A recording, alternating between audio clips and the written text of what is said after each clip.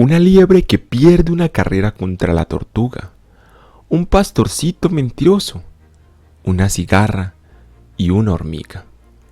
¿De dónde han salido tales relatos?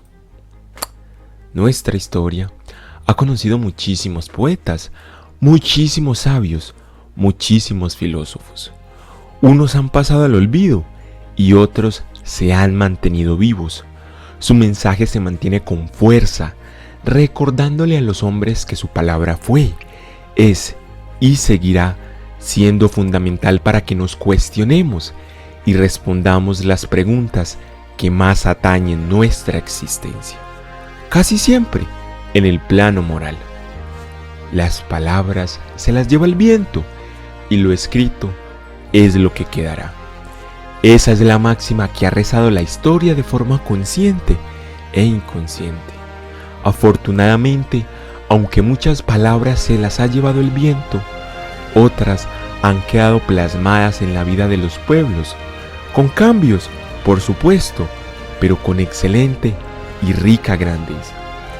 Ese es el caso de Jesús de Nazaret, del viejo Sócrates y de otro que hoy traemos aquí, Esopo, el fabulista.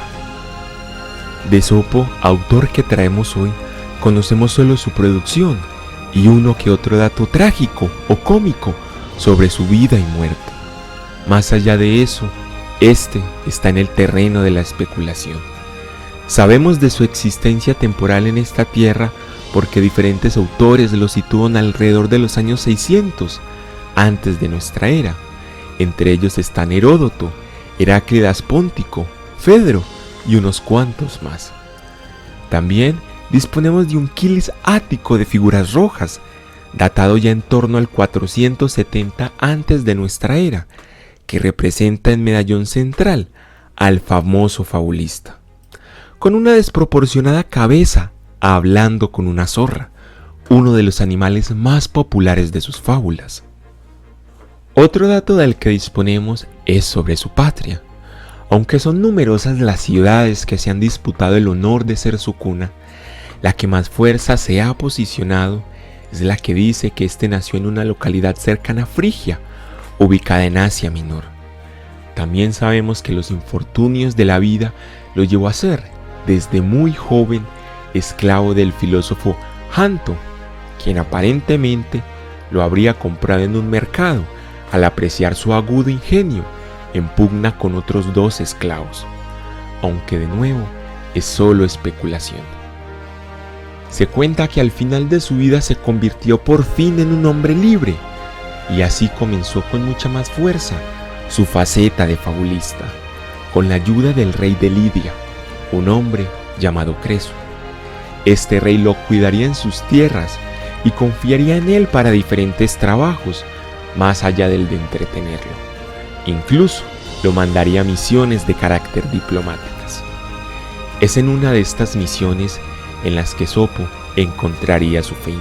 El rey de Creso le mandó a Delfos para consultar el oráculo y pagarle a sus habitantes por aquel servicio.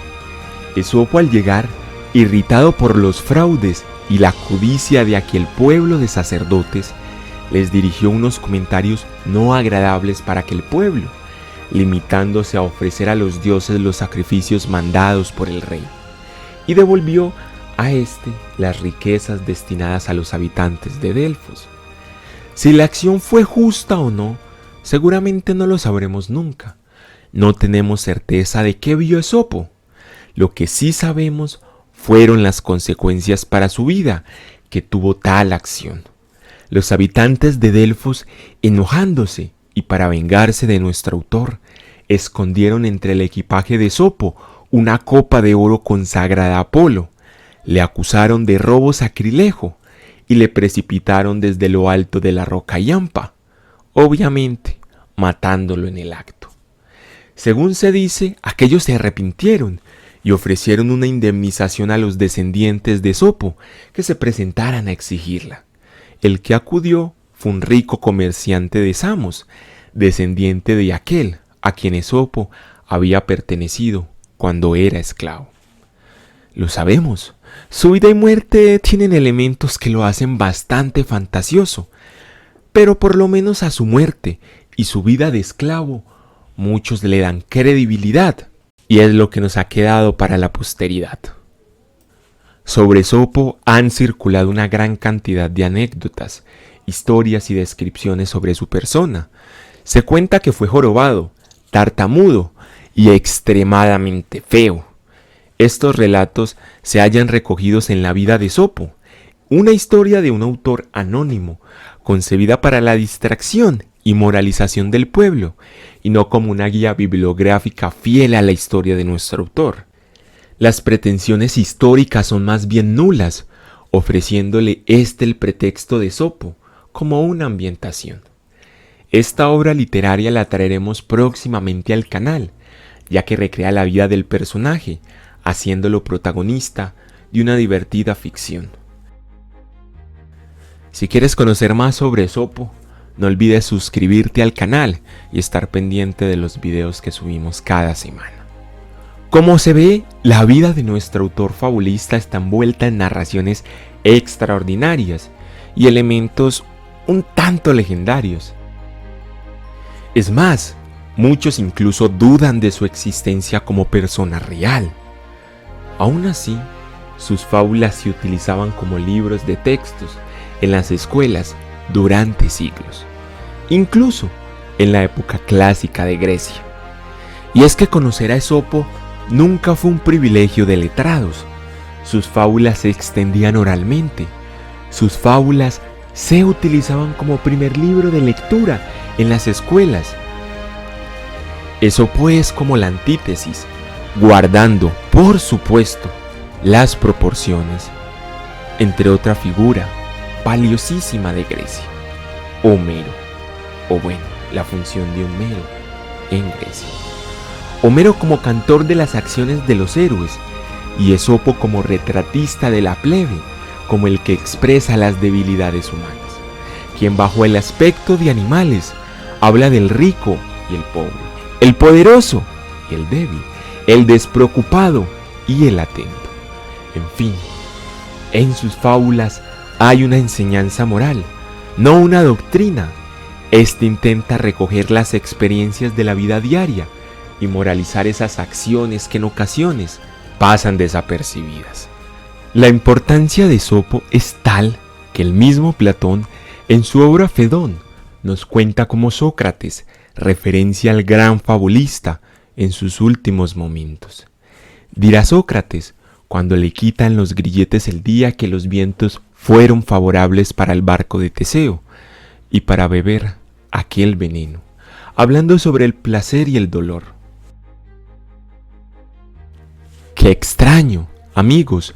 Suele ser eso que los hombres denominan placentero.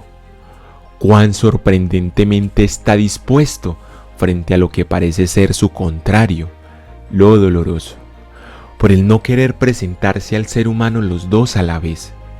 Pero si uno persigue a uno de los dos y lo alcanza, siempre está obligado, en cierto modo, a tomar también el otro, como si ambos estuvieran ligados en una sola cabeza.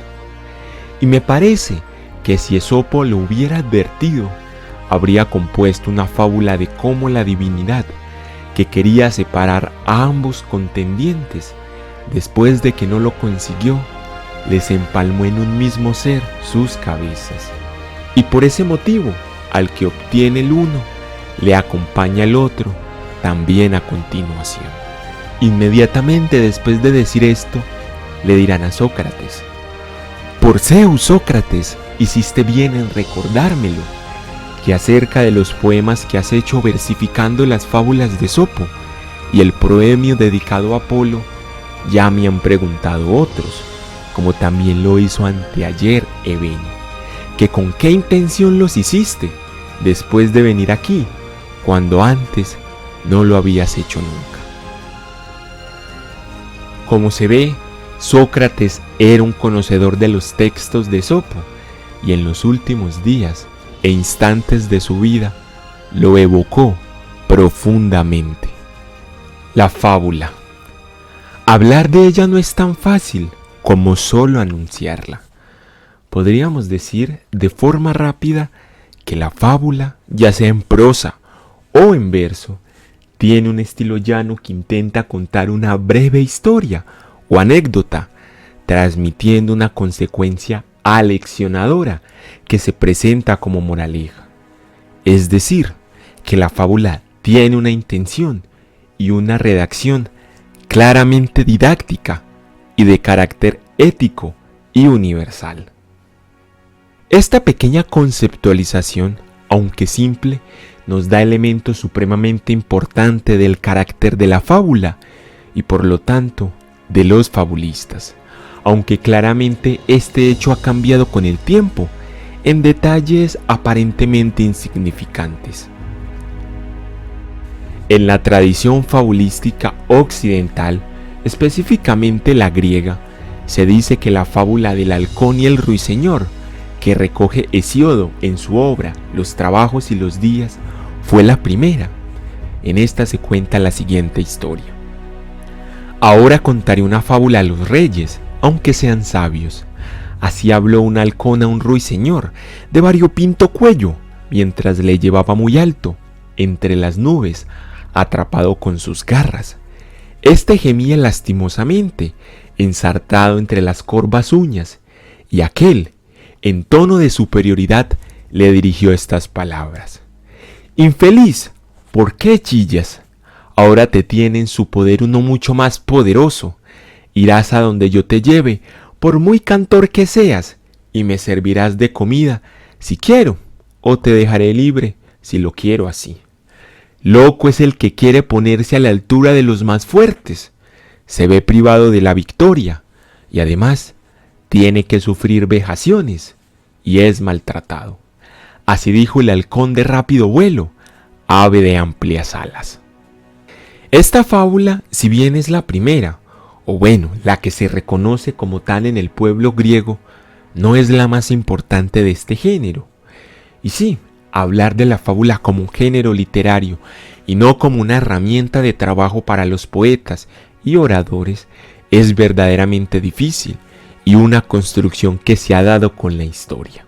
Hablar de esta contraposición de la fábula como herramienta o como género independiente es bien difícil, porque se tiene que intentar separar de otro tipo de narraciones, como la alegoría, la parábola, el cuento fantástico, la anécdota. Aristóteles, por ejemplo, en su obra titulada Poética, pone a la fábula como una herramienta de trabajo del buen poeta, del buen orador. Este es un recurso que sirve para enfatizar o ejemplificar lo que intenta decir. El poeta, el orador, el narrador, el estagirita se va por la línea de la utilidad de la fábula como recurso retórico. No se preocupa de la consideración poética de esta y su definición como género. Es solo uno de los medios del orador para provocar pistis o persuasión. En otras palabras, lo ve como una figura retórica, nada más. Y aunque se preocupa de dar elementos característicos de la fábula, tales como sus componentes, su extensión y la unidad del relato propio de esta, no se extiende mucho. Un ejemplo de esta utilidad de la fábula se encuentra, curiosamente, en ella misma, en una fábula que lleva por título Démades o el orador. Esta dice lo siguiente: Démades el orador hablaba en una ocasión al pueblo en Atenas. Al no prestarle los atenienses demasiada atención, pidió que le permitieran contar una fábula de Esopo. Los atenienses aceptaron, y Démades empezó diciendo: Deméter, la golondrina y un águila hacían el mismo camino. Llegados a un río, la golondrina echó a volar, y el águila se sumergió. Dicho esto, se cayó, y le preguntaron los atenienses: Bueno, ¿y qué hizo Deméter? El orador respondió: Irritarse contra vosotros, que abandonáis los asuntos del Estado y preferís oír una fábula de Esopo. Así, también son insensatos los hombres que descuidan lo necesario y prefieren lo agradable. Esta lectura en torno a la utilidad de la fábula es comprensible si tenemos en cuenta que autores como Ben Edwin Perry, profesor universitario, autor y editor de muchos textos y desarrollador del índice de Perry, índice ampliamente utilizado de las fábulas de Esopo o esópicas, considera que la fábula, en su origen, no es una forma literaria independiente, creada como la novela o el drama por una nueva clase de sociedad con una perspectiva cultural diferente, sino tan solo un medio retórico, un nuevo instrumento. Y es precisamente esa lectura de la fábula como un instrumento retórico lo que mantuvo durante tanto tiempo a este género al margen de la consideración teórica literaria.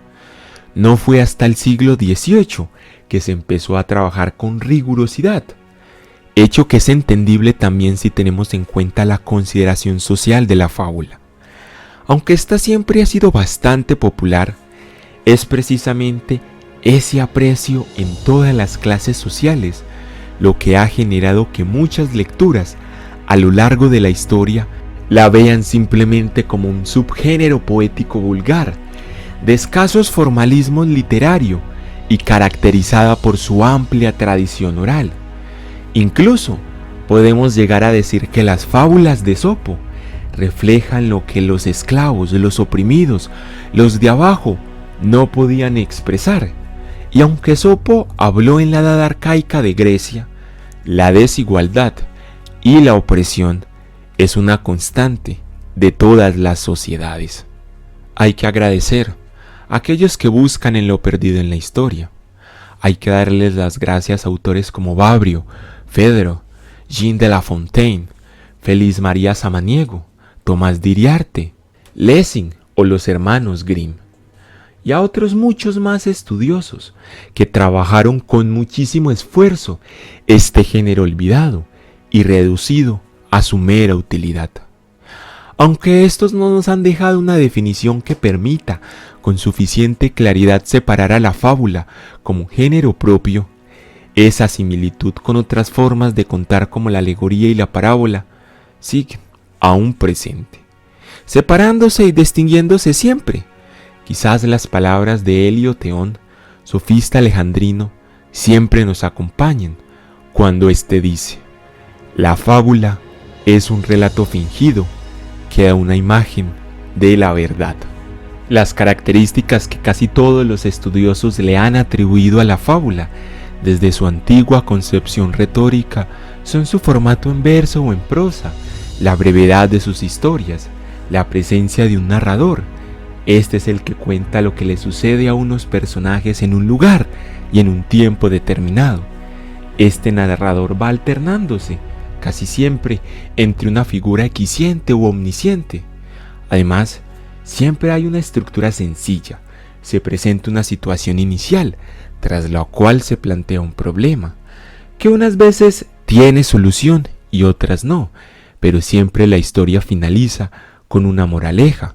Los personajes de las fábulas son en su mayoría animales u objetos humanizados, y los temas a los que generalmente se quiere llegar es a la reflexión de los vicios humanos, la envidia, la avaricia, la arrogancia, la mentira, siempre con la intención detrás de cada fábula de criticar ciertos comportamientos y actitudes.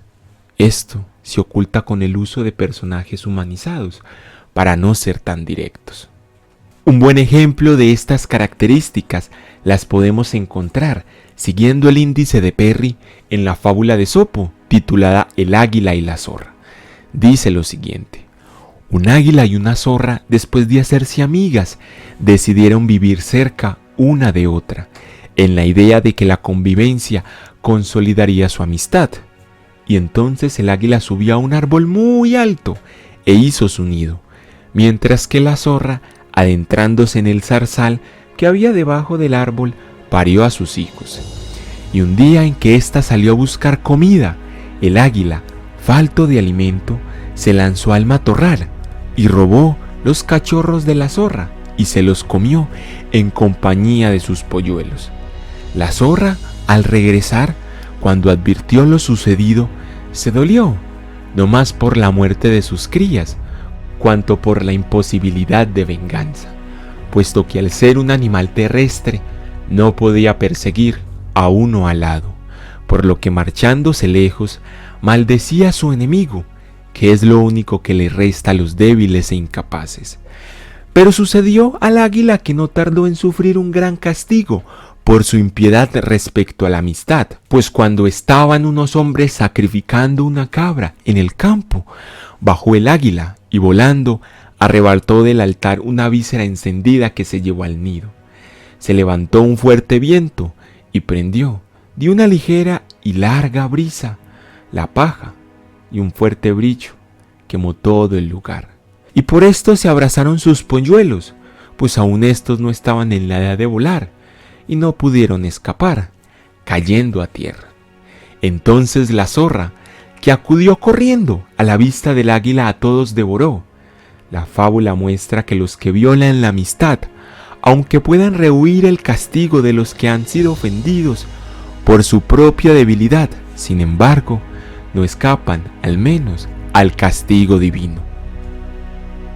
Como se ve, en este caso hay un formato en prosa, una brevedad en la historia que no se va por las otras líneas argumentales que se presentan, como lo que están cazando, por qué están cazando, a qué Dios. No, hay un narrador en todo momento que sabe cómo se sienten, qué hacen y a dónde van los personajes involucrados. Pero no es detallado en esto, porque la brevedad se lo impide, pero es omnisciente. Los personajes son animales, pero tienen esa humanización que les permite hablar de amistad, de venganza, de rencor y de justicia. Y por último, hay un desenlace que sella el fin de esta narración, mostrándonos lo que le puede suceder a los hombres si siguen el ejemplo de aquella águila. Esto es un elemento didáctico y obviamente tiene una intención moralizante. También hay que decirlo, hablar del elemento educativo de la fábula es una vara de doble medir, porque ésta evidentemente tiene elementos sumamente positivos, pero tiene elementos sumamente negativos, y necesitamos hablar de ambos casos. La valoración moral pragmática de la fábula es evidente, y a lo largo de la historia se ha instado por verle esa parte positiva que quiere dejarle una enseñanza a niños, jóvenes y adultos.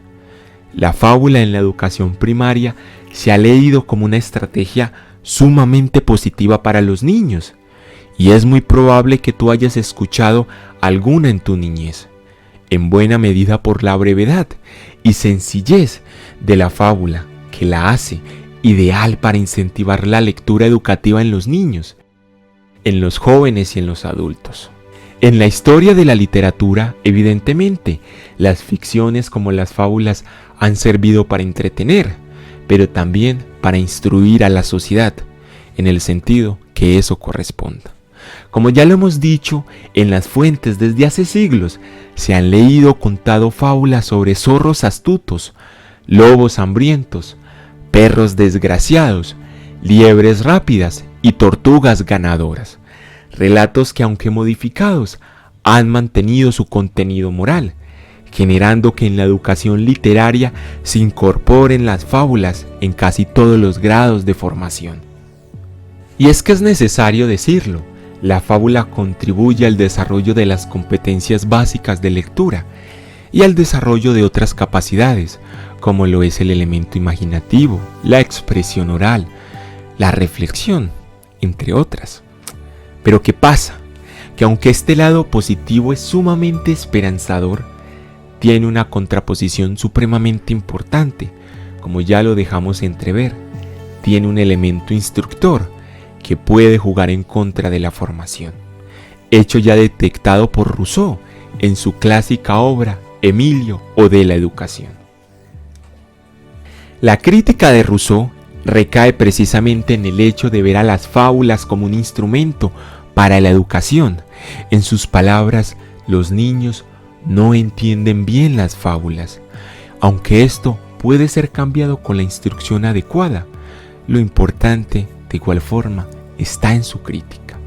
Esto nos dirá: afirmo que un niño no entiende las fábulas que le hacen aprender, porque aunque nos empeñemos mucho en hacer que las comprendan, la instrucción que de ella queremos sacar nos precisa introducir ideas que él no alcanza, y la forma poética que tiene ayudándole a que las tome de memoria es causa de que las conciba con mucha más dificultad, de suerte que a costa de la claridad se compra el recreo. Esto sin hablar de la multitud de fábulas que nada tienen de inteligible o provechoso para los niños, y con tan poco discernimiento les hacen que aprendan porque se hallan reunidas con las demás. Como se ve, tal y como sugiere Rousseau, este dice que los niños no entienden las fábulas que les dan porque aún no están en el proceso de formación correspondiente y en una construcción de una idea del mundo, y el elemento moral de las fábulas termina por corromper la idiosincrasia con la que el niño crece. La crítica es sencilla: no todas las fábulas son provechosas por sí mismas, no son provechosas porque sean fábulas, hay que revisarlas. No hay que olvidar que las fábulas generalmente muestran cómo el más astuto o el más fuerte vence en la vida, hecho que puede jugarle en contra a una sociedad que aspira a humanizar en derechos como la justicia, la igualdad y el respeto a sus futuros ciudadanos. Temas como la venganza no deberían ser los temas que se le quieren inculcar a los niños, sin incentivarle primero a que éste realice juicios previos, además de que la forma repetitiva y de memorización puede jugarle en contra de su formación, porque puede generar que el niño solo repita sin ningún criterio. No hay que olvidar que Rousseau es un ilustrado, quiere ilustración para el pueblo. Aunque el autor diosechesco estará criticando las fábulas de La Fontaine, muchas de estas tienen una ascendencia propiamente clásica. La cigarra y la hormiga, que ya se encuentra en Esopo, termina siendo una lección de inhumanidad. En esta se cuenta lo siguiente: en el invierno, una hormiga sacaba a airear de su hormiguero el grano que había amontonado durante todo el verano. Una cigarra hambrienta le suplicaba que le diese algo de comida para seguir viviendo. ¿Qué hacías tú el verano pasado?, le replicó la hormiga. No estuve haragando, dijo la cigarra, sino ocupada todo el tiempo en cantar. Riéndose, la hormiga y guardando el grano le dijo: pues baila en invierno, ya que en verano tocaste la flauta. ¿Qué dirá Rousseau? Que aunque es lógico que se escoja el amor propio, ya que a nadie le gusta que le quiten lo que ha construido con esfuerzo, como lo es el fruto de su trabajo, esto, aún así, sigue siendo una lección horrible para la niñez. La idea de proteger a la propiedad quizás se le pueda dar al niño más adelante, porque con estas moralejas estamos incitándole a que sea despiadado y avariento, no a que trabaje. Le estamos diciendo al niño que éste debe negar el socorro al otro, que aquellos que se dejan llevar por sus pasiones no importan. Si muere, es culpa de ellos. Poco importa si esto es una lección para la vida. Sigue siendo cruel.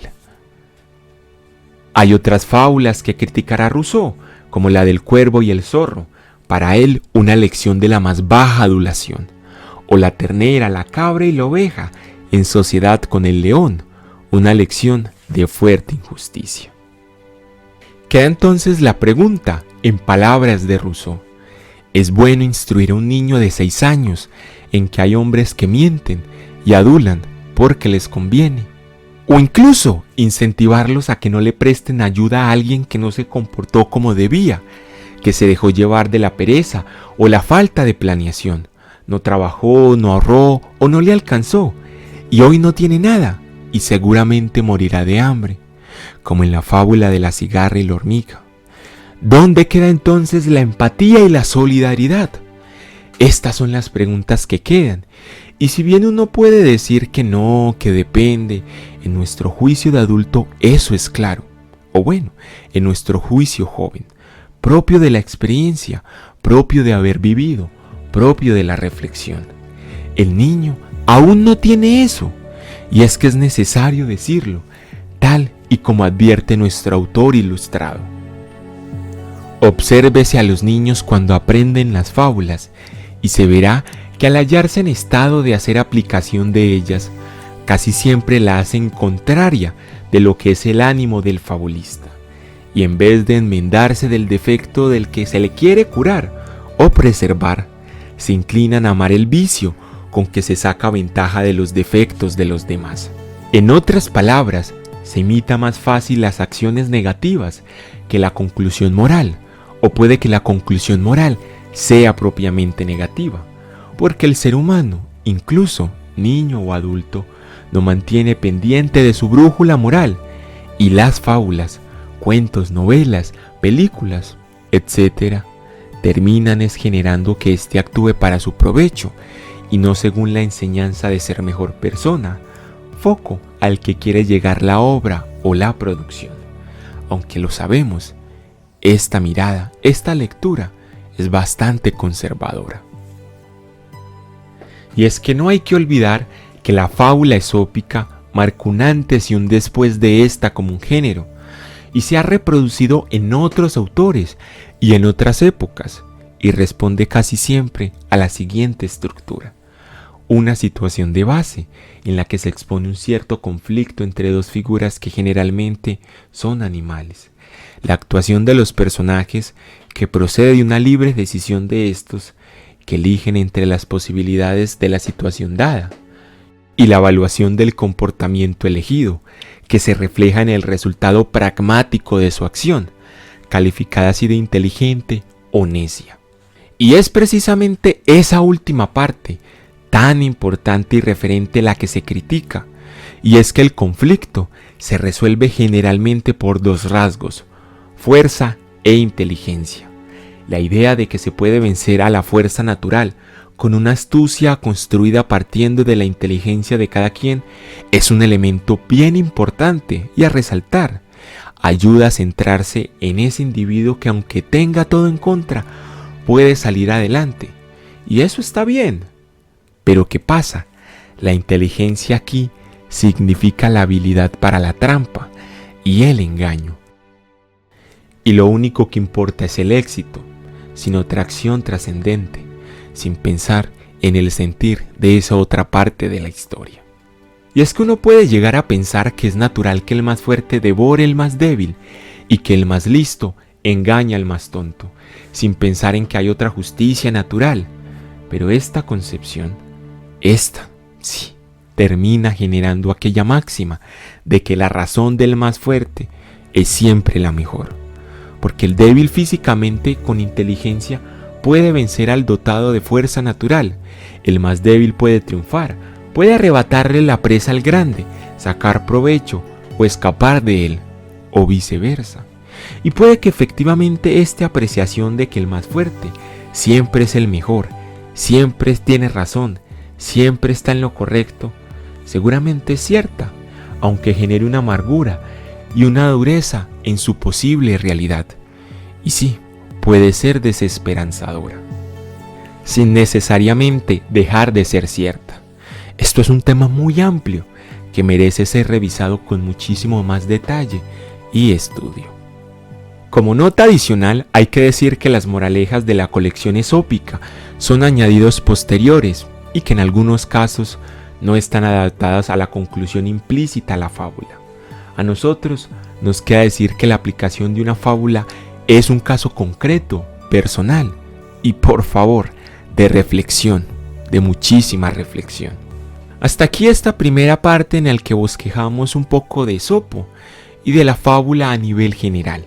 En el próximo video traeremos algunas fábulas esópicas para que las conozcas y te nutras de este autor.